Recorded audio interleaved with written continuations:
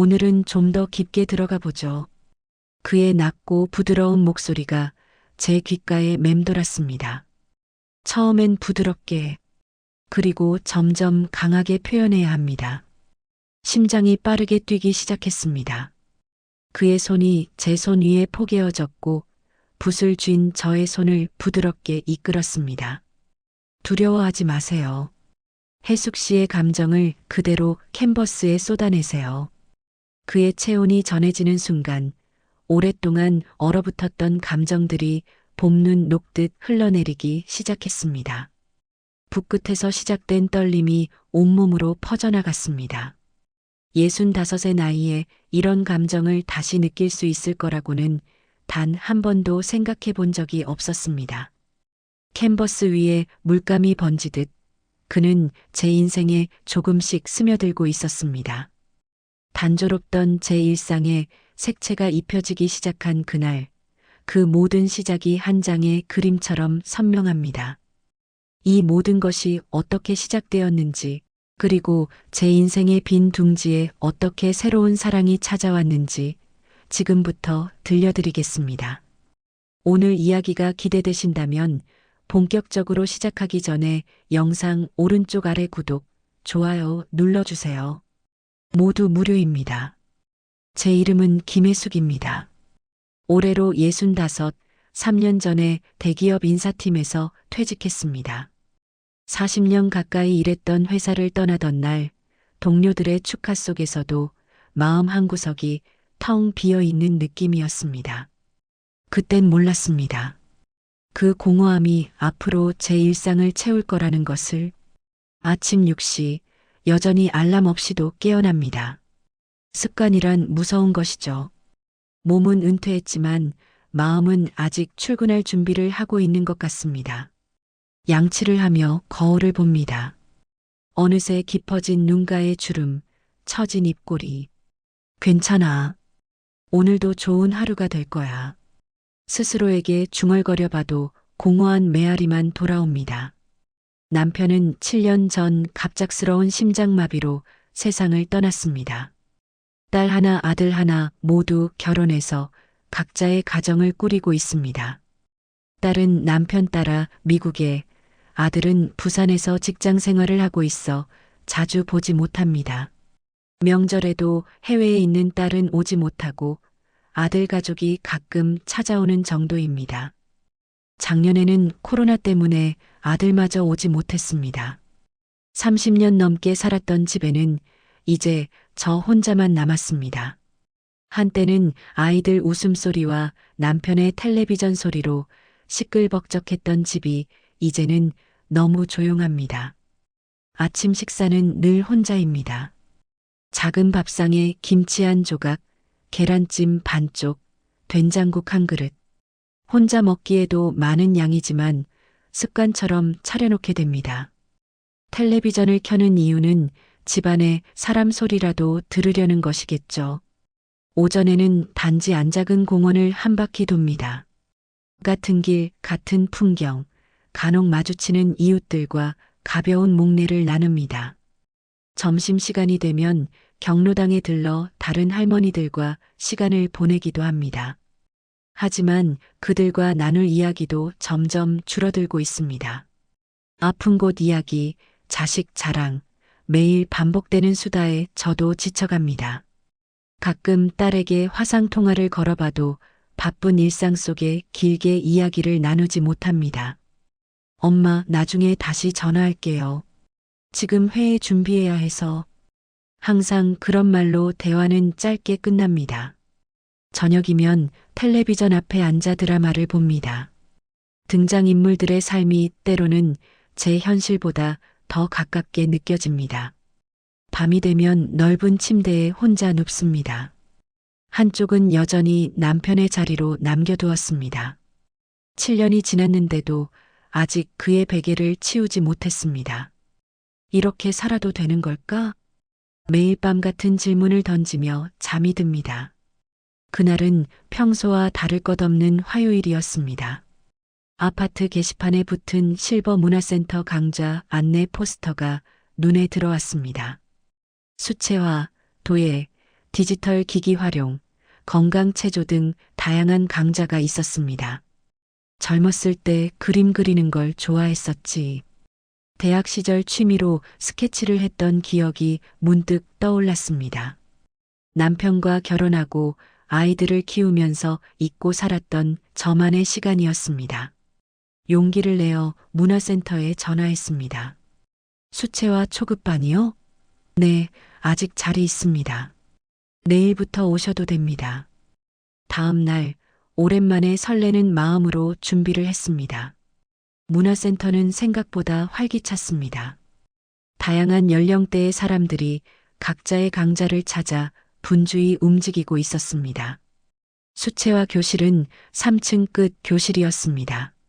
문을 열고 들어서자 햇살이 가득한 공간에 10명 정도의 수강생들이 자리에 앉아 있었습니다. 대부분 저와 비슷한 연령대의 여성분들이었고 남성은 2분 정도 보였습니다. 어서 오세요. 새로운 분이시죠? 강사로 보이는 젊은 여성이 반갑게 맞아주었습니다. 네, 오늘부터 수업 듣게 됐습니다. 저기 창가 쪽에 자리가 있으니 앉으세요. 곧 수업 시작할게요. 지정된 자리에 앉아 준비를 하고 있는데 옆자리에서 조용한 목소리가 들렸습니다. 처음 오셨나요? 물감 정리하는 게 좀 어려우실 텐데 도와드릴까요? 고개를 들어보니 단정한 차림의 남성분이 미소를 짓고 있었습니다. 머리는 반백이지만 깔끔하게 정돈되어 있었고 눈가의 주름이 온화해 보였습니다. 감사합니다. 아직 뭐가 뭔지 잘 모르겠네요. 저도 3개월 전에 시작했으니까요. 박정우라고 합니다. 김혜숙이에요. 그의 손길은 능숙했습니다.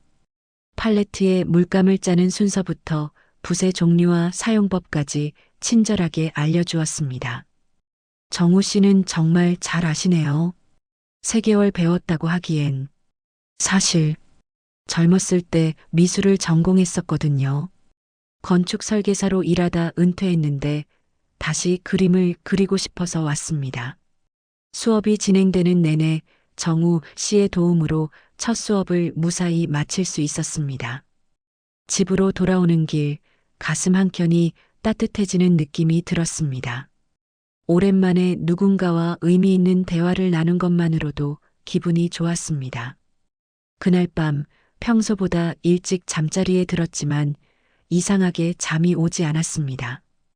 다음 수업 시간이 기다려지는 마음에 그렇게 일주일에 2번, 화요일과 목요일이 제 인생에서 가장 기다려지는 날이 되었습니다. 문화센터 수채화 교실은 제게 작은 탈출구가 되었습니다. 매번 수업이 끝나면 정우 씨가 커피 한 잔을 건네주었습니다. 오늘 그린 그림 진전이 많이 보이네요. 그의 따뜻한 칭찬에 제 마음은 소녀처럼 설렜습니다. 한 달쯤 지났을 때 강사 선생님이 야외 스케치 수업을 제안했습니다. 다음 주 목요일에는 북한산 계곡으로 야외 스케치를 나가보겠습니다. 자연 속에서 수채화의 진정한 맛을 느껴보세요. 야외 수업 당일 문화센터 앞에서 다 같이 모여 버스를 타고 북한산으로 향했습니다. 버스 안에서 저는 자연스럽게 정우 씨 옆자리에 앉게 되었습니다. 혜숙 씨, 오랜만에 소풍 같아서 설레지 않으세요? 네, 정말 그래요. 언제 이렇게 나들이를 했었는지 기억도 나지 않네요. 정우 씨는 창밖을 보며 말했습니다. 제가 젊었을 때는 매주 이렇게 자연 스케치를 하러 다녔어요. 결혼하고 아이들 키우면서 그런 시간이 없어졌죠. 저도 비슷해요. 대학 때 미술 동아리 활동했던 게 마지막이었으니까요. 버스 안에서 우리는 잊고 있던 젊은 시절 이야기를 나누었습니다. 그는 건축학도였던 시절, 건물보다 자연을 그리는 것을 더 좋아했다고 했습니다. 저는 국문가였지만 글보다 그림에 더 흥미가 있었다고 했죠. 북한산에 도착해서 각자 마음에 드는 장소를 찾아 자리를 잡았습니다. 저는 맑은 계곡이 보이는 바위에 앉았고 우연히도 정우 씨가 제 옆에 자리를 잡았습니다. 이 각도에서 보면 계곡의 흐름이 정말 아름답네요. 그의 말에 고개를 끄덕이며 스케치를 시작했습니다. 잔잔히 흐르는 물, 햇살에 반짝이는 바위, 바람에 흔들리는 나뭇잎, 모든 것이 그림이 되었습니다. 그런데 붓이 자꾸 떨려 선이 흔들렸습니다. 이상하게 오늘은 손이 떨려요. 정우 씨가 제 그림을 보더니 웃으며 말했습니다. 너무 완벽하게 그리려고 하시니까 그래요. 수채화는 느낌이 중요해요. 마음이 가는 대로 붓을 움직여 보세요. 그가 제게 붓 사용법을 알려주기 위해 자리에서 일어나 제 뒤에 섰습니다. 이렇게 붓을 쥐고 손목에 힘을 빼고 뒤에서 제 손을 잡아 붓을 이끌어주는 그의 손길에 심장이 빠르게 뛰기 시작했습니다. 그의 체온이 전해지는 순간 오랫동안 잊고 있던 감각이 되살아났습니다. 점심시간이 되자 모두 준비해온 도시락을 펼쳤습니다. 정우 씨가 제게 물었습니다. 혜숙 씨, 혹시 김밥 좀 드실래요? 제가 좀 많이 준비해 왔거든요. 감사합니다. 저도 몇 개 나눠드릴게요. 도시락을 나누어 먹으며 자연스럽게 더 많은 이야기를 나누게 되었습니다. 그는 5년 전 아내와 사별했다고 했습니다. 대학 교수였던 아내는 암으로 오랜 투병 끝에 세상을 떠났다고요. 아들 둘은 모두 결혼해서 각자의 가정을 꾸리고 있다고 했습니다. 가끔은 집이 너무 조용해서 견디기 힘들 때가 있어요. 그의 말에 가슴이 찡했습니다. 저도 그래요. 텔레비전을 틀어놓는 이유가 집에 사람 소리라도 들으려고. 그렇게 우리는 서로의 외로움을 나누었습니다. 야외 스케치를 마치고 돌아오는 버스 안에서 정우 씨가 조심스럽게 물었습니다. 이번 주 토요일에 시간 되세요? 덕수궁에 좋은 전시회가 있거든요. 순간 심장이 멈추는 듯 했습니다. 데이트 신청이라고 봐도 될까요? 머릿속이 복잡해졌습니다. 7년 만에 데이트라니. 내가 이래도 되는 걸까? 괜찮으세요? 바쁘시면 다음에. 정우 씨의 목소리에 정신이 돌아왔습니다. 아, 네, 토요일이요? 괜찮을 것 같아요. 정말요? 그럼 11시에 덕수궁 정문 앞에서 만날까요? 그 순간 마치 20대로 돌아간 듯한 기분이었습니다. 토요일을 기다리며 옷장을 열어보니 모두 단조로운 색상의 편한 옷들 뿐이었습니다. 오랜만에 백화점에 가서 새 옷을 사고 오래된 화장품을 새 것으로 바꿨습니다. 거울 앞에서 연습하는 미소가 어색하게 느껴졌지만 오랜만에 설레는 마음은 분명했습니다. 토요일 아침 평소보다 일찍 일어나 준비했습니다. 덕수궁에 도착했을 때 정우 씨는 벤치에 앉아 저를 기다리고 있었습니다. 평소보다 더 단정한 모습이었고 손에는 작은 꽃다발을 들고 있었습니다. 기다리셨어요? 아니요, 방금 왔어요. 이거 혜숙 씨를 위한 작은 선물입니다. 수줍게 건네는 들국화 꽃다발에 마음이 따뜻해졌습니다. 고마워요. 정말 예쁘네요. 그날 우리는 미술관에서 수채화 전시를 보고 고궁을 거닐고 조용한 찻집에서 차를 마셨습니다. 모든 순간이 그림처럼 아름답게 느껴졌습니다. 해가 저물 무렵 그가 조심스럽게 제 손을 잡았습니다. 혜숙 씨, 오늘 하루가 정말 행복했습니다. 제 심장은 빠르게 뛰고 있었지만 이번에는 두려움이 아닌 설렘이었습니다. 저도요. 오랜만에 이렇게 좋은 시간을 보냈네요. 그렇게 우리의 관계는 수업 동료에서 서서히 더 깊은 곳으로 발전해 갔습니다. 우리의 관계가 깊어지면서 주변의 시선도 느껴지기 시작했습니다. 문화센터 수업에서 다른 수강생들의 눈길이 달라졌습니다. 두 분 요즘 정말 친해 보이네요. 혹시 누군가의 수군거림이 들려왔습니다. 처음에는 신경 쓰지 않았지만 점점 불편해지기 시작했습니다. 같은 아파트에 사는 이웃 할머니가 어느 날 엘리베이터에서 저를 붙잡았습니다. 혜숙 씨, 그 남자분이랑 잘 지내? 그런데 조심해. 남편 없는 여자가 남자랑 자주 만나면 사람들이 뭐라 하니까. 그 말에 가슴이 철렁 내려앉았습니다. 그냥 문화센터에서 만난 분일 뿐인데요.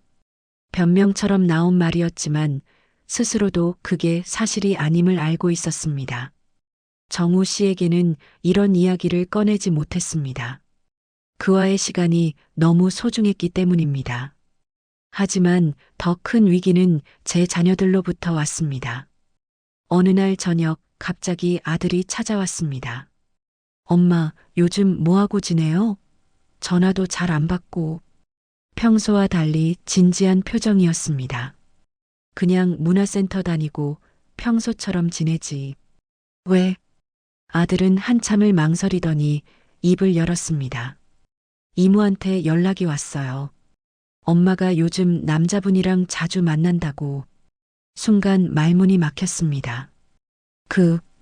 그냥 문화센터 같은 반이라. 아들은 제 말을 자르며 말했습니다. 엄마, 저는 엄마의 행복을 바라지만 아빠가 돌아가신 지 7년이나 됐다고 해도 사람들은 여전히 엄마를 아빠의 아내로만 봐요. 조심하셨으면 좋겠어요. 아들의 말에 가슴이 아팠습니다. 내가 과연 행복할 자격이 있는 걸까? 아들이 돌아간 후 밤새 생각에 잠겼습니다. 정우 씨와의 관계를 계속 이어가야 할지, 그만둬야 할지. 고민 끝에 다음 수업에서 정우 씨에게 솔직하게 말하기로 했습니다. 정우 씨, 우리 관계에 대해 이야기해야 할 것 같아요. 수업이 끝난 후 카페에 앉아 조심스럽게 말을 꺼냈습니다. 사람들이 우리를 어떻게 보는지 제 아들까지 찾아와서. 정우 씨의 표정이 굳어졌습니다. 혜숙 씨, 저도 비슷한 상황이에요. 작은 아들이 어제 전화해서 제게 물었어요. 아버지, 정말 다시 누군가를 만나고 있어요? 라고요. 그래서 뭐라고 하셨어요? 솔직하게 말했어요. 제가 혜숙 씨를 만나면서 행복하다고, 이제 혼자가 아니라는 기분이 든다고요. 그의 진심 어린 말에 마음이 흔들렸습니다. 하지만 현실은 그리 간단하지 않았습니다. 정우 씨, 저도 정말 행복해요. 하지만 자식들과 주변 사람들의 시선이. 말을 마치기도 전에 정우 씨가 제 손을 꼭 잡았습니다. 혜숙 씨, 솔직히 물어볼게요. 저와 함께하는 시간이 행복한가요? 네, 정말 행복해요. 하지만, 그럼 그걸로 충분해요. 우리는 이미 충분히 타인을 위해 살았어요. 이제는 우리 자신을 위해 살아도 되지 않을까요? 그의 말에 눈물이 핑 돌았습니다. 하지만 마음 한구석에서 여전히 불안함이 자리 잡고 있었습니다. 그날 이후 저는 일주일 동안 수업에 나가지 않았습니다. 정우 씨에게서 온 여러 통의 문자와 부재중 전화를 무시했습니다. 아파트에만 틀어박혀 과거의 기억과 씨름했습니다. 남편과의 행복했던 시간들, 아이들이 자라는 모습, 그리고 남편이 떠난 후의 고통. 내가 정말 다른 사람을 마음에 들이는 것이 옳은 일일까? 내 마음속에 남편의 자리를 정우 씨가 대체해도 괜찮은 걸까? 끝없는 자문자답의 시간이었습니다. 그러던 어느 날 딸에게서 영상 통화가 왔습니다. 엄마, 요즘 안 좋은 일 있어요? 목소리가 안 좋아 보여서. 아들이 이미 딸에게 이야기했음을 직감했습니다. 그냥 좀 피곤해서. 나이 들면 그러려니 해. 엄마, 아들한테 들었어요. 새로 만나는 분이 있다고요. 침묵이 흘렀습니다. 미안해, 딸아.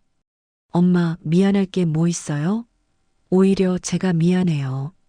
엄마 혼자 계신 거 생각도 못하고 제 생활만 했으니까요. 딸의 말이 계속되었습니다. 엄마가 행복하다면 저도 응원할게요. 아빠도 분명 그러실 거예요. 딸의 말에 눈물이 흘렀습니다. 통화를 마친 후 오랫동안 생각에 잠겼습니다. 정우 씨에게 바로 연락해야 할까? 하지만 일주일 동안 연락도 없이 사라진 제게 그가 여전히 같은 마음일까? 불안과 두려움, 그리고 그리움이 뒤섞인 마음으로 또 하루를 보냈습니다.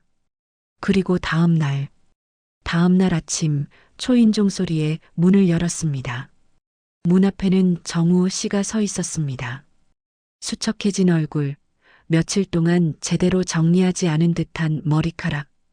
그의 손에는 수채화 도구가 들려 있었습니다. 혜숙 씨, 일주일 동안 연락도 없고 수업도 안 나오셔서 정말 걱정됐어요. 말문이 막혔습니다. 어떻게 제 집을 아셨어요? 지난번에 같이 걸어왔을 때 본 기억이 있어서 죄송합니다. 너무 무례했나요? 그의 진심 어린 걱정에 마음이 무너졌습니다. 들어오세요. 거실에 앉은 정우 씨는 조심스럽게 말을 꺼냈습니다. 혜숙 씨, 제가 뭐 잘못한 게 있나요? 갑자기 연락이 끊겨서. 아니에요. 정우 씨 잘못이 아니에요. 제가 겁이 났어요. 무슨 일인지 말씀해 주실 수 있을까요? 깊은 한숨을 내쉬고 모든 것을 털어놓았습니다. 아들의 방문, 이웃들의 시선, 그리고 제 마음속 깊은 곳에 자리 잡은 죄책감까지. 남편이 떠난 지 7년이 지났는데도 제가 다른 사람을 마음에 두는 게 옳은 건지 모르겠어요. 배신하는 것 같고. 정우 씨는 잠시 침묵했습니다. 그리고 조용히 가방에서 스케치북을 꺼냈습니다. 혜숙 씨, 이거 보여드리고 싶어서 가져왔어요. 페이지를 넘기자 저의 초상화들이 나왔습니다. 그림을 그리는 저, 웃고 있는 저, 생각에 잠긴 저. 이건 수업 시간마다 함께 있을 때마다 혜숙 씨의 모습을 그렸어요. 제 마음속에 혜숙 씨가 얼마나 특별한 존재인지 보여주고 싶었어요. 마지막 페이지에는 오늘 날짜가 적힌 그림이 있었습니다. 2개의 빈 의자가 나란히 놓인 그림. 이건 아직 완성되지 않은 그림이에요. 우리의 미래, 함께 채워나갔으면 합니다. 눈물이 흘렀습니다. 정우 씨, 저는 혜숙 씨, 우리 나이에 사랑을 말하는 게 우습게 들릴지 모르지만 저는 진심이에요. 처음 혜숙 씨를 봤을 때부터 마음이 끌렸어요.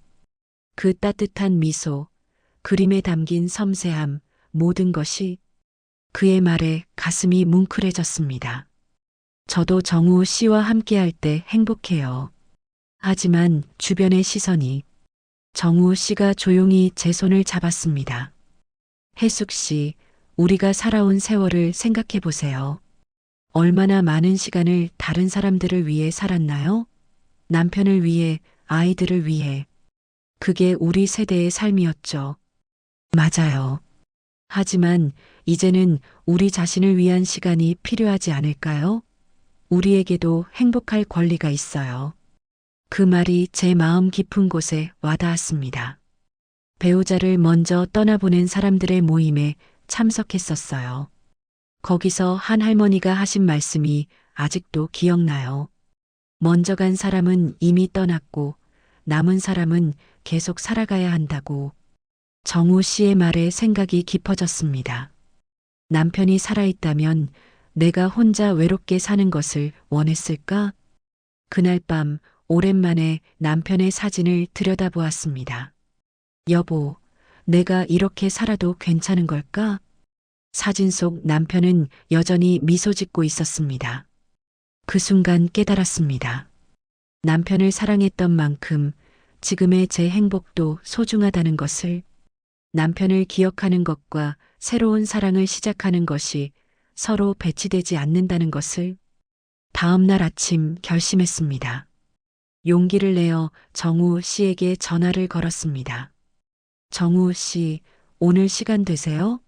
할 이야기가 있어요. 한강공원에서 그를 만났습니다. 정우 씨, 제가 많이 생각해 봤어요. 정말 오랫동안 스스로에게 물었어요. 나에게도 행복할 권리가 있는가? 라고요. 정우 씨는 말없이 듣고 있었습니다. 이제 알 것 같아요. 제가 행복해야 주변 사람들도 행복할 수 있다는 걸요. 제가 빈 둥지에 갇혀 외로워하는 모습을 아이들이 볼 때마다 그들도 마음이 아팠을 거예요. 혜숙 씨, 정우 씨와 함께하는 시간이 저를 다시 살아있게 만들어요. 그림을 그리면서, 대화를 나누면서, 함께 걸으면서 모든 순간이 소중하게 느껴져요. 정우 씨의 눈이 촉촉해졌습니다. 오랜 시간 고민했습니다. 그리고 결론을 내렸어요. 우리에게도 두 번째 봄이 올 자격이 있다고요. 그 말에 정우 씨는 환하게 웃었습니다. 혜숙 씨, 정말 기뻐요. 우리 함께 천천히 나아가요. 그의 손을 잡았습니다. 이제 더 이상 주저하지 않기로 했습니다. 아들에게도 딸에게도 솔직하게 이야기했습니다. 엄마가 누군가를 다시 만나고 있어. 그 사람은 엄마에게 정말 소중한 사람이야. 처음에는 어색해하던 아들도 점차 이해하기 시작했습니다. 엄마가 행복하다면 저도 응원할게요.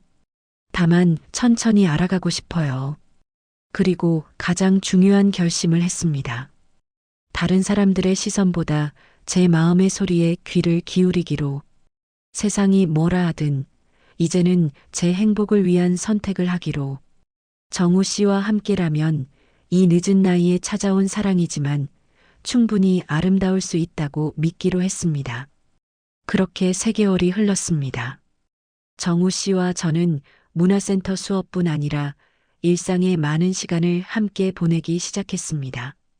주말이면 미술관을 찾거나 한강변을 산책하거나 때로는 그저 함께 차를 마시며 오랜 대화를 나누었습니다. 혜숙 씨, 이번 주말에 제 집에서 저녁 식사를 함께 할까요? 제가 요리를 좀 해볼게요. 정우 씨가 요리도 하세요? 아내가 아팠을 때 배웠어요. 서툴지만 먹을 만은 해요. 그의 집은 30년 넘게 살아온 아파트였습니다. 정돈된 가구들, 벽면을 가득 채운 책장, 그리고 구석구석에 놓인 그림들이 주인의 취향을 보여주고 있었습니다. 여기서 혼자 지내시기에는 너무 큰 집 아닌가요? 네, 아이들이 모두 떠난 후로는 정말 넓게 느껴져요. 하지만 추억이 담긴 집이라 떠나기 어렵더라고요. 부엌에서 정우 씨가 요리하는 모습을 지켜보았습니다. 익숙한 손놀림으로 재료를 손질하고 간을 맞추는 모습이 참 다정해 보였습니다. 제 남편은 한 번도 부엌에 들어와 본 적이 없었어요. 그 세대 남자들은 다 그랬죠. 저도 그랬어요. 아내가 아프기 전까지는 그가 만든 된장찌개와 간단한 반찬들로 차려진 저녁 식사. 소박했지만 정성이 담긴 음식이 참 맛있었습니다. 다음에는 제가 요리해 드릴게요. 제 김치찌개가 일품이거든요. 식사 후 그의 작업실로 안내받았습니다. 크지 않은 방이지만 이젤과 물감, 캔버스들이 가득했습니다. 여기서 그림을 그리시는군요.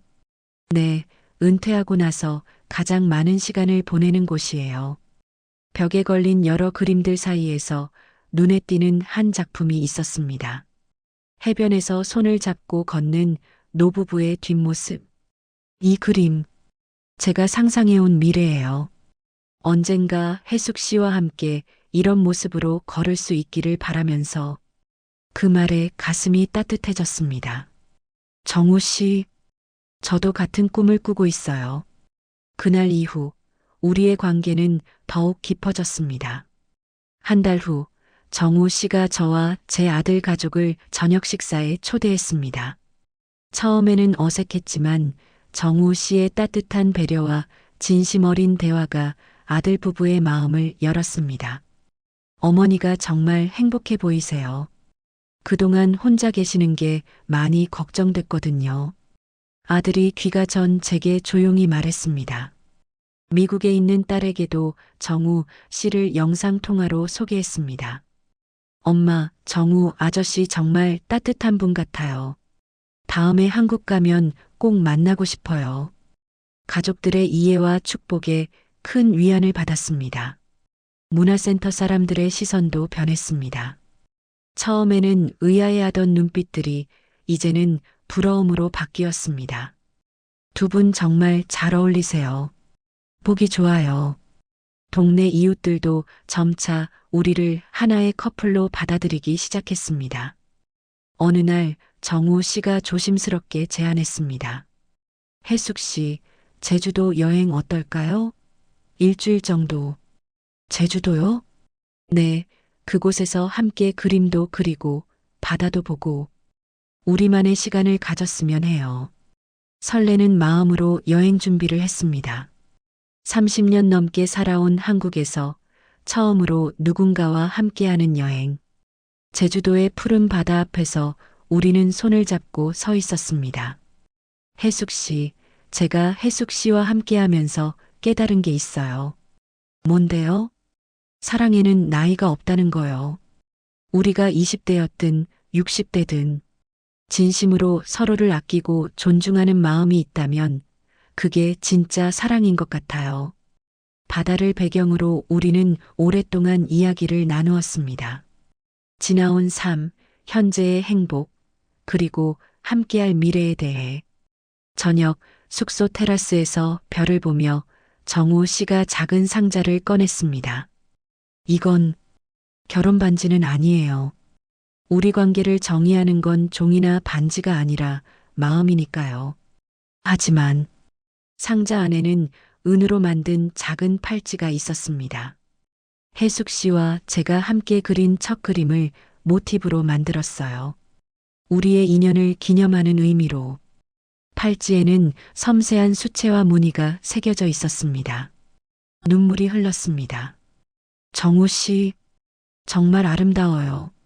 평생 간직할게요. 그는 부드럽게 제 손목에 팔찌를 채워주었습니다. 앞으로도 함께 많은 그림을 그리고 많은 추억을 만들어가요. 바다 소리를 들으며 우리는 조용히 서로를 바라보았습니다. 이제 우리 앞에는 함께 그려나갈 새로운 캔버스가 펼쳐져 있었습니다. STP8 시작. 2년이 흘렀습니다. 제 인생에 큰 변화가 찾아왔습니다. 정우 씨의 제안으로 저는 더 이상 혼자 살지 않게 되었습니다. 혜숙 씨, 우리 함께 살면 어떨까요? 결혼이라기보다는 동반자로서. 많은 고민 끝에 저는 그의 제안을 받아들였습니다. 아들과 딸에게 의견을 물었을 때 두 아이 모두 찬성했습니다. 엄마가 행복하다면 그게 제일 중요해요.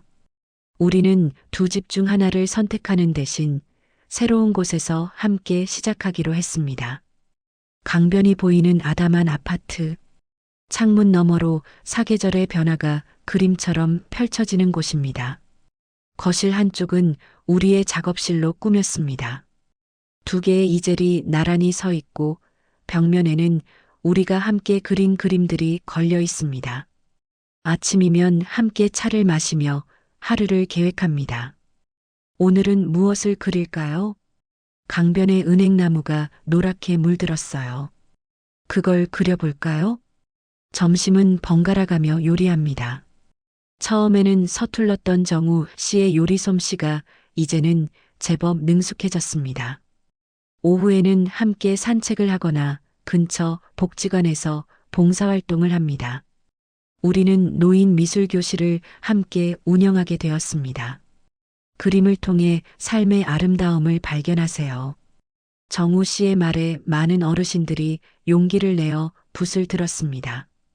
저희보다 더 연세가 많으신 분들도 늦은 나이에 새로운 취미를 시작하는 모습을 보며 감동을 받곤 합니다. 주말이면 아들 가족이 찾아옵니다. 이제 두 돌이 된 손녀는 정우 씨를 할아버지라고 부릅니다. 처음에는 어색했지만 이제는 그 호칭이 자연스러워졌습니다. 할아버지, 그림 그려줘. 손녀의 천진난만한 요청에 정우 씨는 항상 환하게 웃으며 응합니다. 미국에 있는 딸도 1년에 한 번은 꼭 방문합니다. 엄마, 정말 젊어 보이세요. 사랑이 엄마를 이렇게 변화시켰나 봐요. 작년에는 정우 씨의 두 아들 가족과 함께 제주도로 여행을 다녀왔습니다. 처음에는 서먹했지만 함께 보낸 시간 덕분에 이제는 가족이 되었습니다. 아버지가 해숙 어머니를 만나고 정말 행복해 보여요. 감사합니다. 큰아들의 말에 가슴이 따뜻해졌습니다. 우리는 68세의 나이에 첫 커플 전시회를 열었습니다. 빈 둥지에 찾아온 사랑이라는 제목의 전시회.